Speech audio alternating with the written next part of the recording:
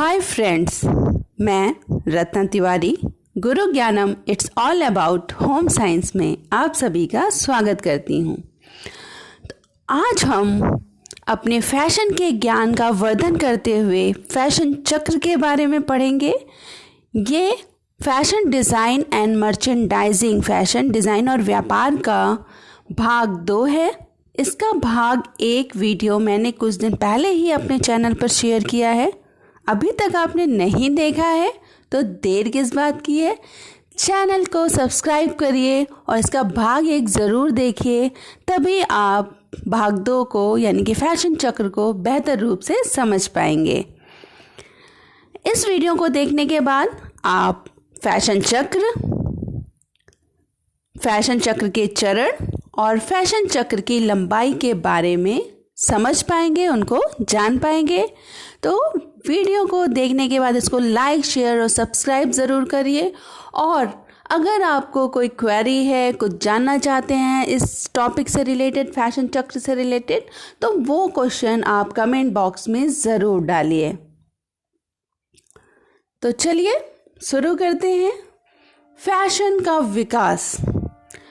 प्रत्येक मौसम में आपने देखा होगा कि नए डिज़ाइंस मार्केट में आ जाते हैं और उपभोक्ताओं के लिए तैयार होते हैं, जो कि कौन बनाता है? डिज़ाइनर्स बनाते हैं। कई बार ऐसा होता है कि कुछ डिज़ाइंस प्रेस द्वारा या खुदरा स्तर पर ही खरीदार द्वारा अस्वीकार कर दिया जाता है, क्योंकि जब कोई फैशन आता है, इंट्रोड्यूस होता है, उस समय अगर लोग उसे पसंद नहीं करते हैं, कौन लोग? क्योंकि हमारे फैशन आइकन कौन है? फिल्म इंडस्ट्री के लोग हैं। हम फैशन कहाँ से देखते हैं? कौन सा फैशन ट्रेंड में है, कौन सा नहीं है?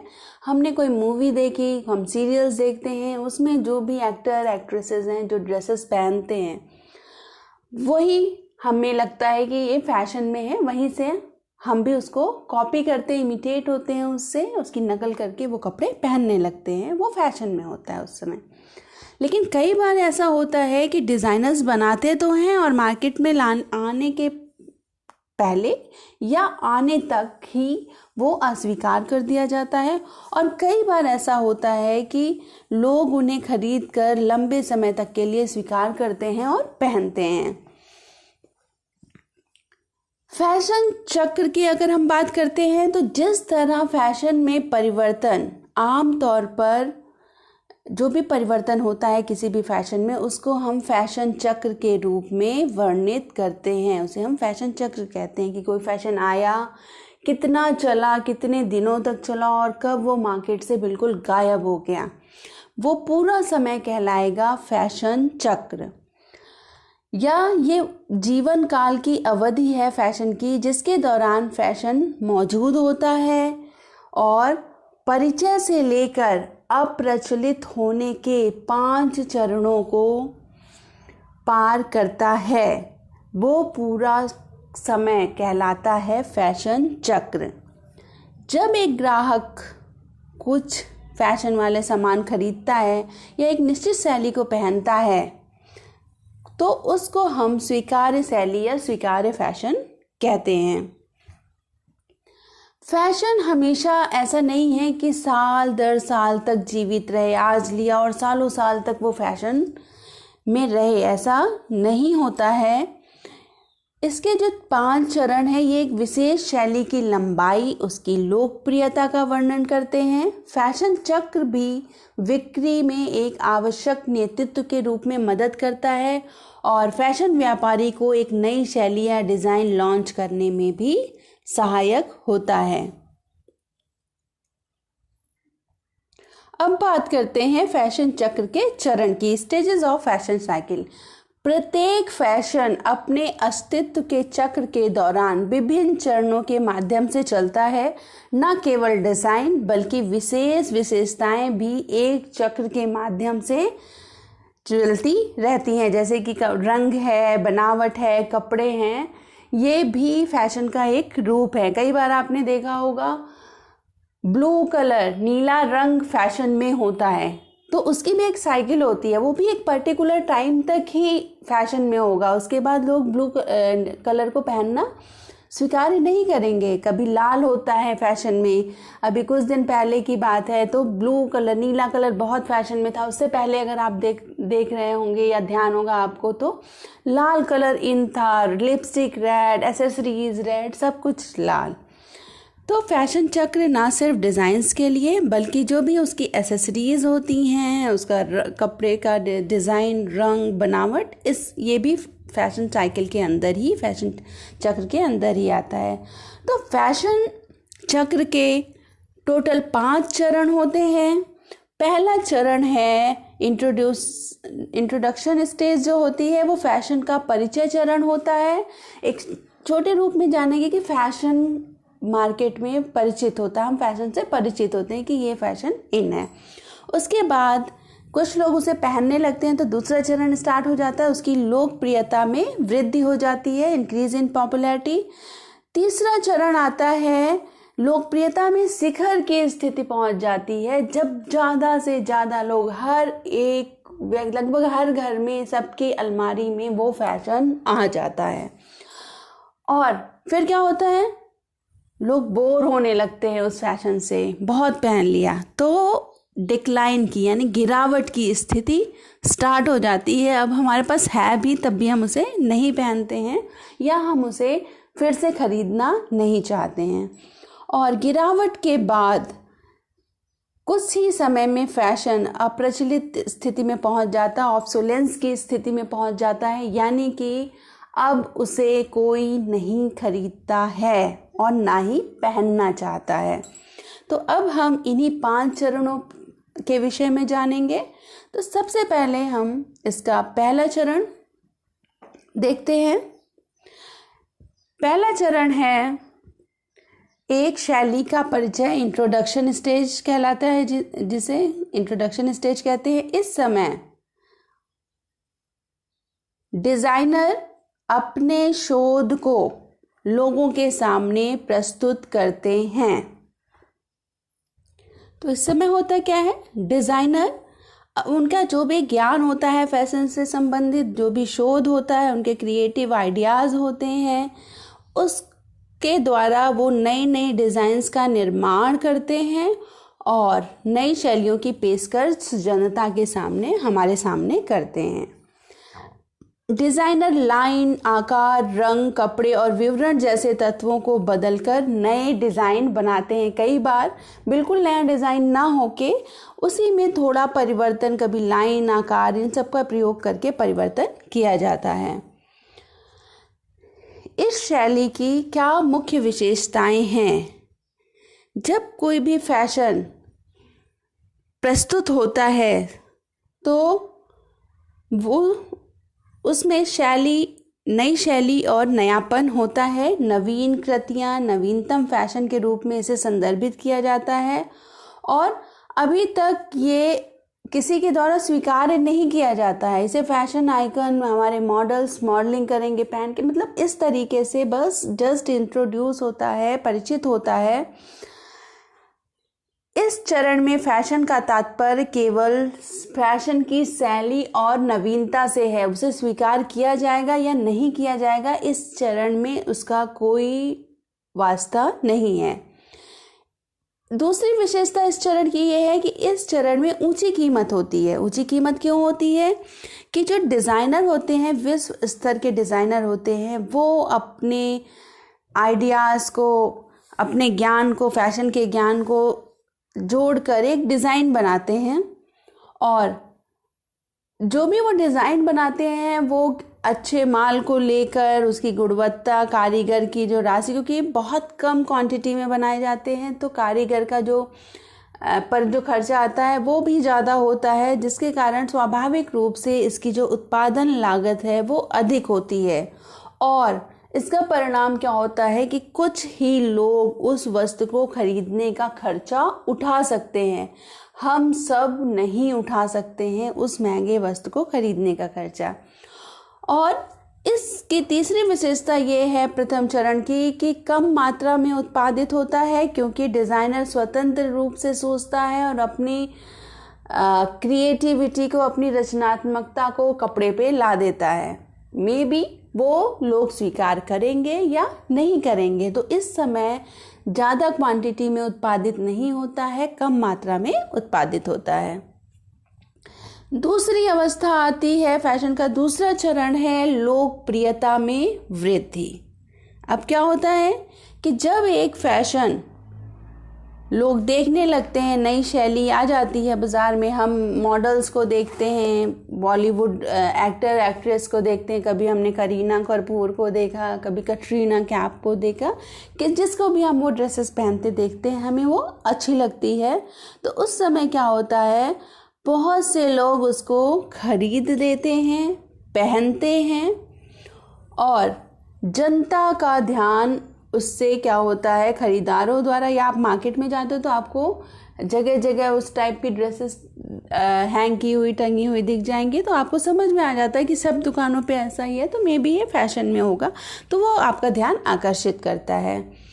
इस समय क्या होता है, जितने भी उच्च कीमत वाले हाई प्रोफाइल डिज़ाइनर्स हैं उनके पास माध्यमिक पुल या प्रसार लाइनें भी होती हैं। मतलब कि अब वो ये सोचते हैं कि लोग इस फैशन को खरीद रहे हैं, तो अपनी फैशन को वो विस्तार करने लगते हैं, और जो कम कीमतों पर इस समय प्रोडक्ट थोड़ा उससे कम कीमत पर आ जाता है, क्योंकि डिज़ाइनर उस डिज़ाइन को लोग अधिक से अधिक मात्रा में खरीदना चाहते हैं, और खरीदने से पहले जो डिज़ाइनर है वो सोचते हैं उनकी जो शैली है वो ज़्यादा से ज़्यादा बिके, तो इसलिए वो उसका मूल्य कम रखते हैं, इस अवस्था में कम कर देते हैं। और इसी समय नकल और अनुकूलन के माध्यम से एक शैली की लोकप्रियता बढ़ जाती है। कुछ डिज़ाइनर या स्टाइलिस्ट अपने ग्राहकों की ज़रूरतों और मूल्य सीमा के अनुरूप एक लोकप्रिय शैली संबोधित कर देते हैं। उन्हें लगता है कि ये वाला डिज़ाइन लोकप्रिय है, लोग ज़्यादा पसंद कर रहे हैं, लेकिन शायद महंगा है तो खरीद नहीं पा रहे हैं, तो वो उससे उनकी ज़रूरतों को पूरा करने के लिए कम मूल्य पर, मूल्य सीमा के अनुरूप ही डिज़ाइन को इंट्रोड्यूस कर देते हैं। कुछ निर्माता कम महंगे कपड़े कम विस्तार से उसको कॉपी कर लेते हैं, और ये कम कीमत सभी शैलियों के लिए होती है। जो भी शैली इंट्रोड्यूस होती है उसको कम कीमत पर कर दिया जाता है। किसी भी कपड़े का मूल्य कम होने का डिज़ाइन का कई कारण हैं। उसमें थोड़ी सी इन्फीरियर, ख़राब, थोड़ी सी अलग क्वालिटी के कपड़े यूज़ कर लिया, अलग क्वालिटी का थ्रेड यूज़ कर लिया, डिज़ाइन सेम होगा लेकिन क्वालिटी फ़र्क होगी, तो इस वजह से उसका मूल्य कम हो जाता है। तो इस समय इस अवस्था को एक बार शॉर्ट में पढ़ते हैं। स्वीकृति होती है, कीमतें घट जाती हैं, और ज़्यादा मात्रा में उत्पादन होता है, शायद इसलिए कीमतें घट जाती हैं, और उसके साथ साथ डुप्लीकेट प्रोडक्ट्स बाजार में आना स्टार्ट हो जाते हैं। अब तीसरा जो चरण है फैशन चक्र का, वो है लोकप्रियता में शिखर या परिणति या पठार का शिखर, यानी कि फैशन अपनी चरम सीमा पर इस समय होगा। जब फैशन अपनी लोकप्रियता और उपयोग की ऊंचाइयों पर होता है। क्यों होता है? क्योंकि इस समय सामूहिक स्वीकृति हो जाती है। ये सामूहिक स्वीकृति का चरण कहलाता है। इस स्तर पर फैशन इस तरह की मांग में है कि यह बड़े पैमाने पर उत्पादित होता है और बड़े पैमाने पर डिस्ट्रीब्यूट यानी कि वितरित किया जाता है। यह ऐसी मांग हो सकती है जो कई निर्माता क्या करते हैं, क्योंकि मांग डिमांड में है, मांग है इसकी, तो ज़्यादा से ज़्यादा निर्माता इसे बनाते हैं, इसको कॉपी करते हैं और कई मूल्य स्तरों पर उसको बाजार में ला देते हैं।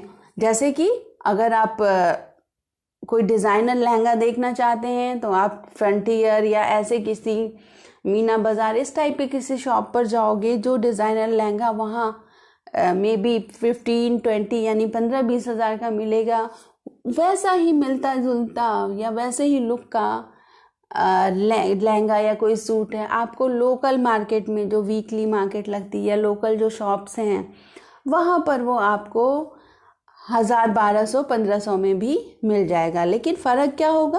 क्वालिटी का फ़र्क होगा। बस यही डिफरेंस है। और जो लोकप्रियता का पठार, अगर कोई फैशन बहुत ज़्यादा पसंद कर लिया जाता है और अपनी चरम सीमा पर होता है, तो क्योंकि उस समय ज़्यादा से ज़्यादा डिज़ाइनर्स उससे मिलता जुलता डिज़ाइन बनाते हैं। कुछ डिज़ाइनर जो हैं वो नकल करके खुश हो जाते हैं कि उनका जो डिज़ाइन किया हुआ कपड़ा है वो सेल हो रहा है, बिक रहा है, लेकिन दूसरे आक्रोश में आ जाते हैं और इस समय नॉक अनुकूलन और नॉक ऑफ के बीच बहुत बारीक रेखा होती है। अनुकूलन का मतलब है कि वैसे ही मिलता जुलता ड्रेस बनाया गया, और नॉक ऑफ उससे फ़र्क हो जाना, यानी कि कई बार हम पहचान नहीं पाते हैं, हमें लगता है कि हमने तो ये महंगा लिया था, यहाँ सस्ता मिल रहा है, लेकिन मे बी उसमें क्वालिटी का फ़र्क हो। समझ गए? इस अवस्था में जो तीसरी पठार की शिखर की अवस्था है फैशन की, इसमें वॉल्यूम उत्पादन यानी ज़्यादा बड़े पैमाने पर उत्पादन होता है और फैशन को स्वीकार्यता मिलती है। इसलिए जो भी निर्माता हैं, जो भी डिज़ाइनर, उनको सावधानी से बिक्री के रुझानों का अध्ययन करना चाहिए, क्योंकि ग्राहक ऐसे कपड़े इस समय चाहता है जो मुख्य धारा में होते हैं। यह चरण निर्धारित करता है कि फैशन अब थोड़े और समय तक रहेगा या गायब हो जाएगा, यानी कि फैशन फैड हो जाएगा। फैड होने का मतलब शायद आपने अगर वीडियो 1 नहीं देखा है तो उससे जान जाएंगे, और देखा है तो पता होगा। फैड मतलब कि मार्केट में इंट्रोड्यूस हुआ और थोड़ी देर बाद ही, कुछ ही दिनों बाद ही वो मार्केट से वैनिश आउट, गायब हो गया। और क्लासिक का मतलब है गायब नहीं होगा वो फैशन, उसमें थोड़े से परिवर्तन होके वो लॉन्ग टर्म तक चलता रहता है। तो एक फैशन की परिणीत चरण 2 सालों तक होती है लगभग, उससे बढ़ भी जाती है। यदि फैशन को एक क्लासिक रूप में स्वीकार किया जाता है तो वो फैशन ऑब्सोलेंस अपनी आखिरी स्थिति में, यानी कि अप्रचलित होने की अवस्था में ना पहुंचकर आगे बढ़ जाता है। और यदि विस्तार में, क्लासिक होने का मतलब है कि विस्तार में भी परिवर्तन होता है, उसमें जो सामग्री यूज़ की गई है उसमें थोड़ा बहुत परिवर्तन करके वही प्रोडक्ट लंबे समय तक इस्तेमाल किया जाता है। क्लासिक का एक अच्छा सा एग्जाम्पल है साड़ीज़ हो गई आपकी, सलवार कुर्ता, प्लाजो आ गया फैशन में, ट्राउज़र्स आ गया फैशन में, लेगिंग्स आ गई फैशन में, लेकिन सलवार कुर्ता एक क्लासिक है फैशन, जो आपकी मम्मी ने भी पहना है, आपकी दादी ने भी पहना है, आप भी पहन रहे हो और आपके बच्चे भी पहनेंगे, तो that is a classic fashion. इसमें जल्दी परिवर्तन नहीं होता है। अब एक बार हम ये फैशन को यहाँ से देख लेते हैं। यहाँ पे मैंने दिखाया है, शो किया है फैशन कर्व को। तो अभी हमने बात की थी फैशन फैड की। फैड का मतलब कि कोई भी फैशन इंट्रोड्यूस होता है और कुछ ही समय बाद क्या होता है, वो लोग पसंद करना बंद कर देते हैं। जब तक वो अपनी पीक पर पहुंच ही नहीं पाता, उससे पहले ही फैशन दूसरे चरण में आते आते ख़त्म हो जाता है। जबकि जो नॉर्मल फैशन चक्र है वो अपनी स्टेज में पहली स्टेज पार करते हुए दूसरी स्टेज में आता है, फिर तीसरी यानी कि इंट्रोडक्शन के बाद लोकप्रियता में वृद्धि, फिर लोकप्रियता की पराकाष्ठा, ये कहलाएगी लोकप्रियता की पराकाष्ठा। यहाँ पे फैशन अपने पीक पे है, उसके बाद वो डाउनफॉल होना उसमें स्टार्ट हो गया और धीरे धीरे लोकप्रियता में कमी होने लगती है और फैशन अप्रचलित अवस्था में आ जाता है। जबकि क्लासिक शुरू होता है और चलता रहता है थोड़े अप एंड डाउन के साथ, वो एक थोड़े चेंजेस के साथ, परिवर्तन के साथ वो आगे बढ़ता रहता है। अब इसका अगला चरण डिक्लाइन इन पॉपुलैरिटी, यानी कि लोकप्रियता में गिरावट। जब फैशन अपने पीक अवस्था में चरम सीमा पर पहुंच जाता है और लगभग सबके घर की वार्डरोब में, अलमारियों में वो ड्रेस होती है, वो फैशन होता है, उसके बाद क्या होता है कि इतनी प्रतियां बड़े पैमाने पर उत्पादित हो जाती हैं कि फैशन जागरूक लोग कुछ नया देखना चाहते हैं। वो सोचते हैं कि अब कुछ नया आए मार्केट में, ये तो बहुत हो गया। तो इस अवस्था में, इस चरण में नई शैली आना शुरू होने लगती है और पिछली शैली की मांग में कमी हो जाती है। लोग नया खरीदना चाहते हैं, पुरानी शैली का चीज़ नहीं खरीदना चाहते हैं और उसको ज़्यादा कीमत देने से भी वो इनकार कर देते हैं। जिस कीमत पे होता वो देना नहीं चाहते हैं। उन्हें नियमित कीमतों पर भी फैशन खरीदने के लिए लोग तैयार नहीं होते हैं। उपभोक्ता अभी भी स्टाइल में गारमेंट पहनते हैं, लेकिन उस स्टाइल के गारमेंट पहनेंगे, कपड़े पहनेंगे क्योंकि अब हम ले आए हैं तो पहनेंगे, लेकिन अब उन्हें वो नियमित दामों पर नहीं खरीदना चाहते। वो लोग भी जिनके पास वो नहीं है, वो उस टाइप के कपड़े नहीं हैं, अब वो उसे नियमित दाम पर नहीं खरीदना पसंद करते हैं और यहीं से शुरू होती है मार्कडाउन या डिस्काउंट की अवस्था। यानी कि अब उस पर्टिकुलर फैशन पे डिस्काउंट शुरू हो जाता है। खुदरा स्टोर बिक्री उसको कम रेट पर बेचना शुरू करती है और ये उम्मीद रखती है कि नया माल जल्दी से जल्दी बाज़ार में आएगा।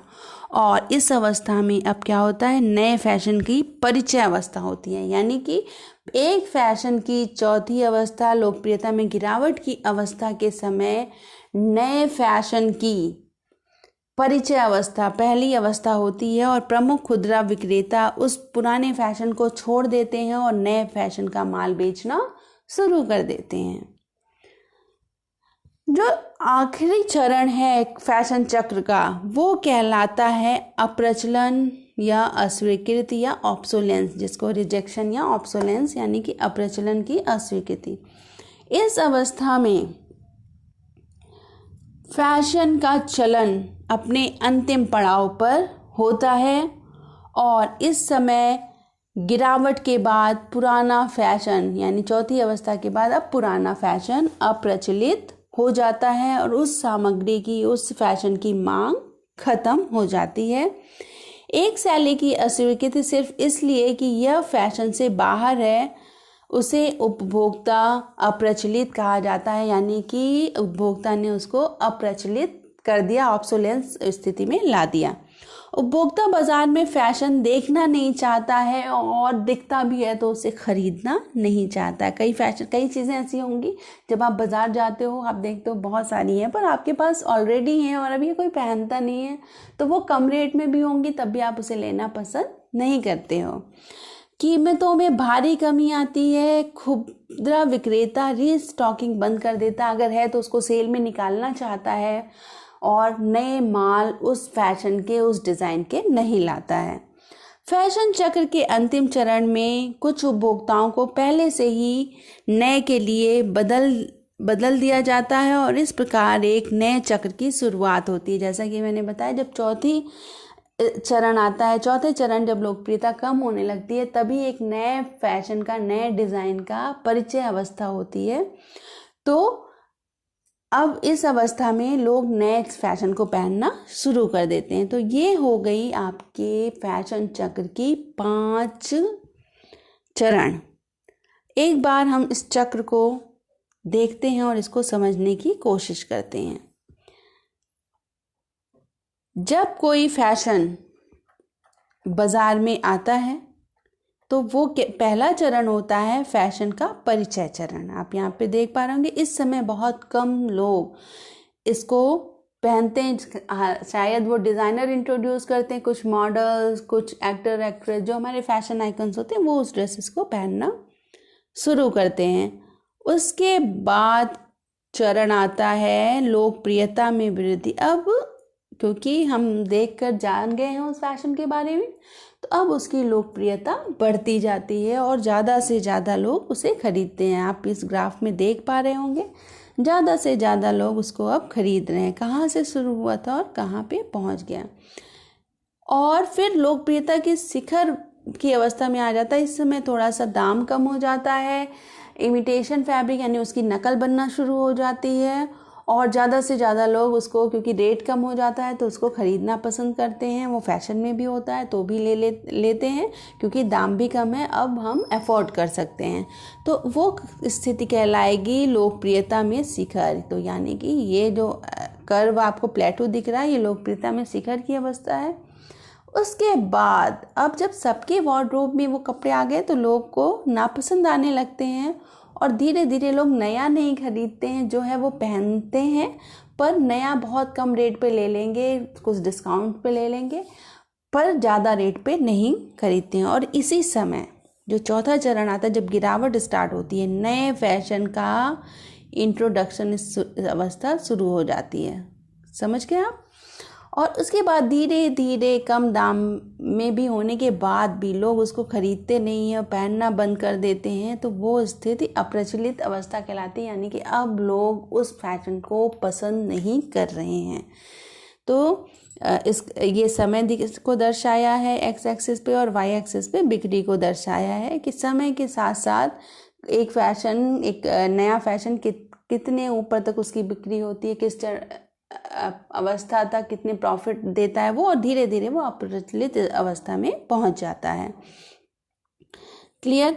अब एक और बात हम कर लेते हैं, यहाँ पर फैशन चक्र की लंबाई को जानना बहुत ज़रूरी है। तो फैशन चक्र की लंबाई की अगर बात करते हैं तो 4 तरीके के फैशन होते हैं।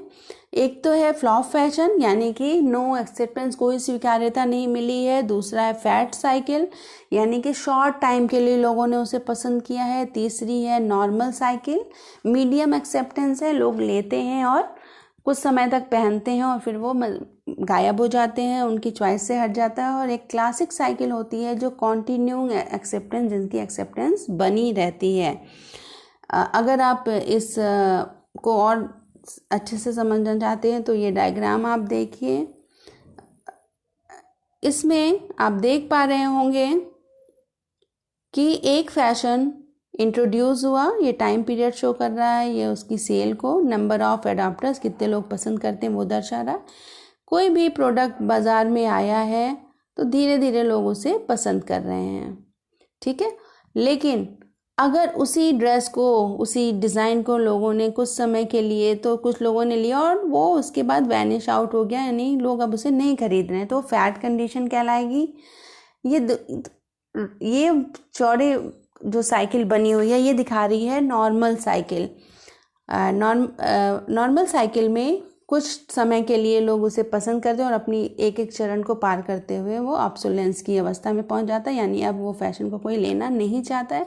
जबकि कॉन्टिन्यूइंग एक्सेप्टेंस का मतलब है, क्लासिकल फैशन का मतलब है कि वो चलती रहेगी, थोड़े अप्स एंड डाउन के साथ, थोड़े से परिवर्तन के साथ। तो ये हो गई, जैसे कि आप कह सकते हैं कि कुछ फैशन क्लासिक्स होते हैं, जैसे नेहरू कॉलर हो गई है, आपका सलवार हो गया, साड़ी हो गई है, ये क्लासिक फैशन हो गए हैं। क्लियर? तो ये है फैशन चक्र की लंबाई। आई होप, मैं उम्मीद करती हूँ कि आप सभी फैशन चक्र को बहुत अच्छे से समझ गए होंगे। तो कुछ प्रश्न है यहाँ पर आपके लिए, जल्दी से इनको नोट डाउन करिए। क्वेश्चन नंबर 1 है, फैशन चक्र के विभिन्न चरणों की पहचान करें और उसे समझाइए। क्वेश्चन नंबर 2, फैशन में पीक क्या होता है। क्वेश्चन नंबर 3, फैशन चक्र का दूसरा चरण क्या दर्शाता है। क्वेश्चन नंबर 4, फैशन चक्र के दूसरे और तीसरे चरण के बीच में क्या अंतर है। और क्वेश्चन नंबर 5, फैशन चक्र के परिचय चरण की मुख्य विशेषताएं क्या हैं, उन्हें लिखिए।